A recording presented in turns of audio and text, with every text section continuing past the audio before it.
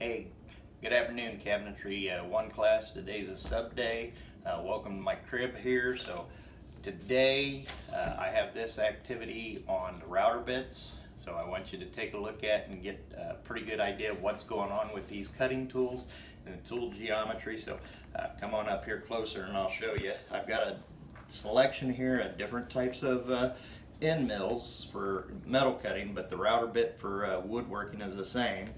And basically you're going to identify the parts, and then we're going to go in and create the actual tool in V-Carve.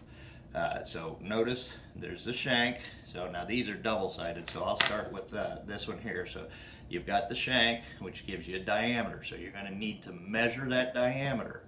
You also have what's called the length of cut, or LOC for that. So measure the length of cut. So now notice this is 4 flutes, so count the number of flutes on the tool you select. And notice this one is spiral. We also have straight, so you need to tell me the number of flutes and whether it is a straight or a spiral flute on there. I'm not too concerned with the other cutting geometry on the tip, but you can go through and read this, find out what these different definitions are and how they actually relate to the tool that you are using. So go on through to the next page. Notice we've got different types. You got your flat bottom or just your regular straight router bit. You got, if it's got a ball nose radius, you got the bull nose radius. So tell me what the actual radius is on those, if that's the case too. And you're going to go in and you're going to fill out. So in V-Carve, going through to the next page, you'll open up the tool menu.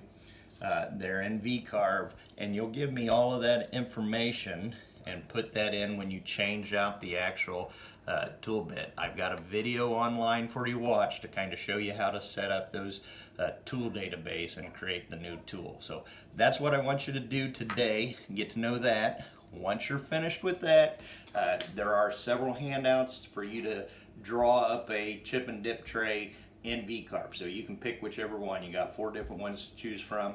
Go ahead and pick one, follow the step-by-step instructions, get that drawn up. You'll submit both of those to me through Google Classroom and the Cabinetry1 classroom. So, and then I'll go ahead and get it graded for over this weekend. So it's going to be a good weekend. Hope you have a great day and an even better weekend. We'll see you next week back in the class.